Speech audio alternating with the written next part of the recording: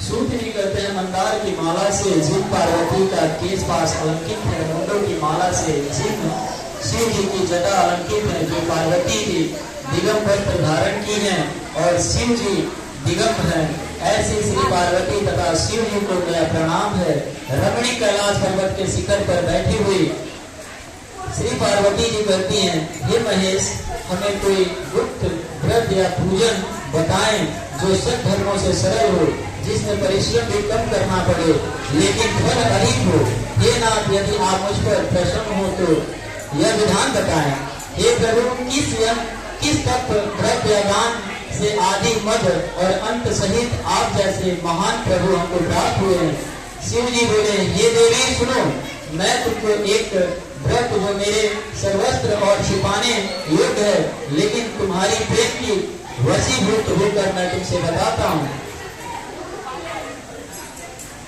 शिव ने कहा, भारतवर्ष में जैसे नक्षत्रों में चंद्रमा, ग्रहों में सूर्य, वर्णों में ब्राह्मण, देवताओं में विष्णु भगवान, नदियों में गंगा, पुराणों में महाभारत, वेदों में रामवेद और इंद्रियों में मंत्र है, सब पुराण और वेदों का सर्वस्व जिस तरह कहा गया है, मैं तुम्हें एक प्राचीन व्रत कहता हूँ, एकाग्र मन से सुनो। जिस व्रत के प्रभाव से तुमने मेरा आधा आसन प्राप्त किया है वह मैं तुमको बताऊंगा, क्योंकि तुम मेरी प्रेयसी हो। भाद्रपद मास में हस्त नक्षत्र के युक्त शुक्ल पक्ष की तृतीया तिथि को उसका अनुष्ठान मात्र करने से स्त्री सब पापों से मुक्त हो जाती है। हे देवी, तुमने आज से बहुत दिन पहले हिमालय पर्वत पर इस व्रत को किया था, यह वृत्तांत मैं तुमसे कहूँगा। पार्वती ने पूछा, हे नाथ, मैंने क्यों यह व्रत किया था, यह सब आपके मुँह से सुनना चाहती हूँ। कि उत्तर की ओर एक बड़ा रमणीक और पर्वत है, श्रेष्ठ हिमवान नामक पर्वत है। उसके आसपास तरह तरह की भूमियां हैं, तरह तरह के वृक्ष उस पर लगे हुए हैं, नाना प्रकार के पंछी और अनेक प्रकार के पशु उस पर निवास करते हैं। वहां पहुंचकर गंधर्व के साथ बहुत से देवता सिद्ध चारण परीक्षण सर्व प्रसन्न मन से विचरते हैं। वहां पहुंचकर गंधर्व गाते हैं, अप्सराएं नाचती हैं। उस पर्वत राज के कितने ही शिखर ऐसे हैं जिनमें स्फटिक रत्न और वैदूर मणि आदि की खान भरी हुई है। यह पर्वत ऊंचा तो इतना अधिक है कि मित्र के घर की तरह समझकर आकाश का स्पर्श किया जा सकता है। उसके समस्त शिखर सदैव हिम बर्फ से आच्छादित रहते हैं और गंगा जल की ध्वनि सदा सुनाई देती रहती है। हे पार्वती, तुमने बाल काल में उसी पर्वत पर तपस्या की थी। 12 वर्षों तक तुम उल्टी टांग केवल धुआं पीकर रहती। 64 वर्षों तक सूखे पत्ते खाकर रही। माघ मास में तुम जल में बैठी रहती थी और वैशाख के दोपहरिया में पंचांगनी ताकती थी।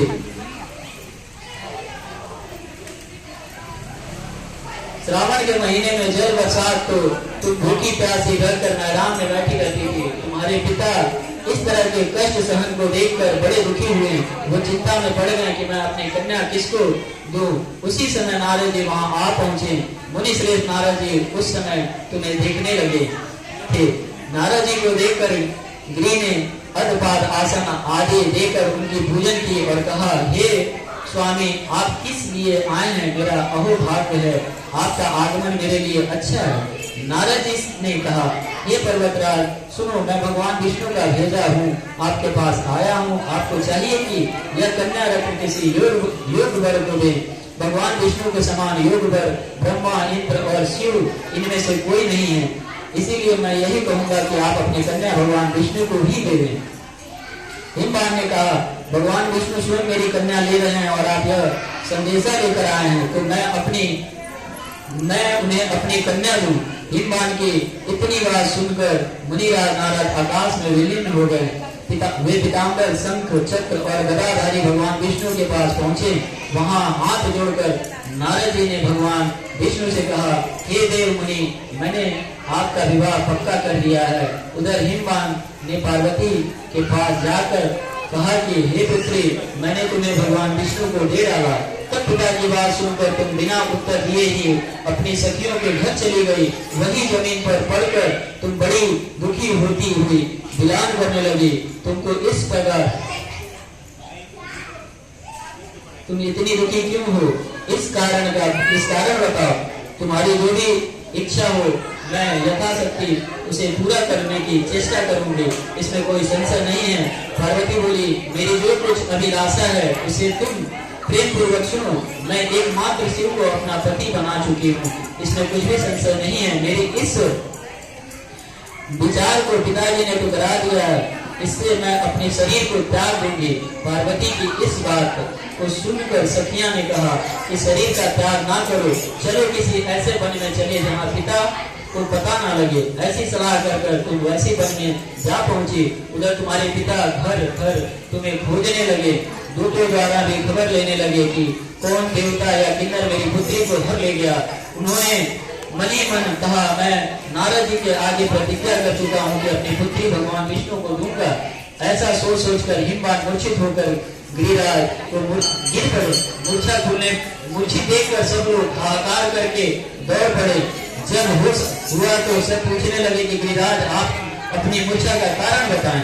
हिमवान ने कहा, आप लोग मेरी दुख का कारण सुने, ना मालूम कौन मेरी कन्या को हर ले गया। ऐसा नहीं हुआ तो उसे किसी काले सांप ने काट लिया है या सिंह खा गया हो। हाय हाय मेरी बेटी कहाँ गई, किसी दुष्ट ने मेरी पुत्री को मार डाला। ऐसा करके वायु के झोंके से कांपते हुए वृक्ष के समान कांपने लगे। इसके बाद हिमवान तुम्हें वन वन खोजने लगे। वह वन भी सिंह भालू हिंसक जंतुओं से बड़ा भयानक हो रहा था। तुम भी अपनी सखियों के साथ उसी भयानक वन में चलती चलती एक ऐसी जगह जा पहुंची जहाँ एक नदी बह रही थी। उसके रमणीक तट पर एक बड़ी सी कंदरा थे। तुमने उसी कंदरे में आश्रम बना लिया और मेरी एक बालू कामयी प्रतिभा बनाकर अपनी सखियों के साथ निराहार रखकर मेरी आराधना करने लगी। जब भाद्रपद शुक्ल पक्ष की हस्तयुक्त तृतीया तिथि प्राप्त हुआ, तब तुमने मेरी विधिवत पूजन किया और रात भर जागकर गीत वाद्य से मुझे प्रसन्न करने में बिता दी। उस व्रत राज्य के प्रभाव से मेरा आधा आसन डगमगा उठा, जिससे मैं तत्काल उस स्थान पर आ पहुंचा जहां पर तुमने अपनी सखियों के साथ रहती थी। वहां पहुंचकर मैंने तुमसे कहा कि मैं तुम पर प्रसन्न हूँ, बोलो क्या चाहिए। तुमने कहा, मेरे देवता यदि आप मेरे ऊपर प्रसन्न हैं तो मेरे पति बने।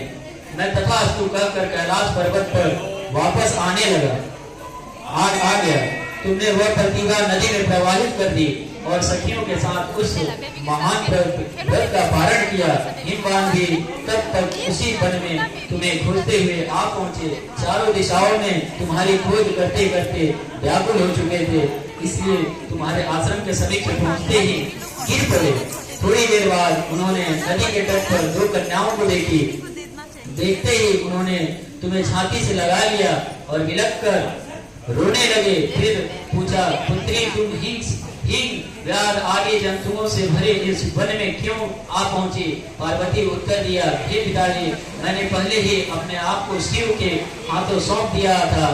आप मेरी बात टाल दी, इससे मैं यहाँ चली आई। हिमवान ने सांत्वना दिया कि हे पुत्री, मैं तुम्हारी इच्छा के विरुद्ध कुछ ना करूं। तुम्हें अपने साथ ले घर आया हूँ। मेरे साथ मैं शिव के साथ तुम्हारा विवाह कर दूंगा। इससे तुमने मेरा आधा आसन पाया, अर्ध आसन पाया है। तब से आज तक किसी के सामने मुझे यह व्रत प्रकट करने का अवसर नहीं मिला। हे देवी, मैं यह बताता हूँ कि इस व्रत का हरितालिका नाम क्यों पड़ा। तुमको सखियां हर ले गई थी, इसीलिए हरितालिका नाम पड़ा। पार्वती जी ने कहा, हे प्रभु, आपने नाम तो बता दिया और विधि भी बताएं, इसका क्या पुण्य है, क्या फल है, यह व्रत कौन करे।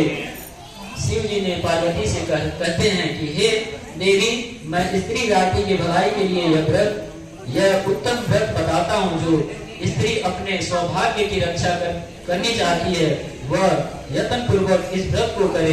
केले के खम्भ आदि से सुशोभित एक सुंदर मंडप बनवावे, उसमें रंग बिरंगे के रेशमी कपड़ों से चांदवा लगावे, चंदन आदि सुगंधित द्रव्य से वह मंडप लिखवावे। फिर शंख, वेदी, विक्र आदि बजाते हुए बहुत से लोग एकत्र होकर तरह तरह के मंगलाचार करते हुए उस पर मंडप में पार्वती तथा शिव की प्रतिभा स्थापित करें।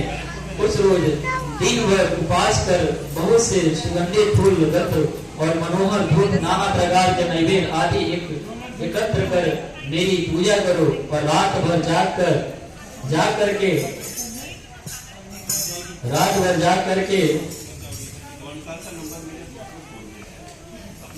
ऊपर जो वस्तु गिनाई गई है उनमें अंतरिक नारियल, सुपारी, जमीरी, नींबू, लौंग, अनार, नारंगी आदि जो जो फल प्राप्त हो उन्हें इकट्ठा कर लें। उस ऋतु में जो फल फूल मिले उसके विशेष रूप से रखें। इसके बाद धूप दीप से पूजन करके प्रार्थना करें। हे शिवे, हे शिव रूपणी, हे मंगली, सब अर्थों को देने वाली, हे देवी, हे शिव रूपणी, आपको नमस्कार है। हे शिव रूपणी, आपको सदा के लिए नमस्कार है।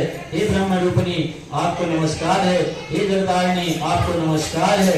हे सिंहवाहिनी, संसार के भय को भयभीत मुझ दीन की रक्षा करने वाली, आपको नमस्कार है। मैंने आपकी पूजन की। हे पार्वती, मुझे राज और सौभाग्य दें, मुझ पर प्रसन्न होवे। इन्हीं मंत्रों से पार्वती तथा शिव की पूजन करें। तदंतरात विधि पूर्वक कथा सुने और ब्राह्मणों को वस्त्र, गौ, स्वर्ण आदि देवे। इस तरह एक चित्र होकर स्त्री पुरुष दोनों एक साथ पूजन करें। फिर वस्त्र आदि जो कुछ हो उसका संकल्प करें। हे देवी, जो स्त्री इस प्रकार पूजन करती है वह सब पापों से छूट जाती है और उसे 7 जन्मों तक सुख तथा सौभाग्य प्राप्त होता है।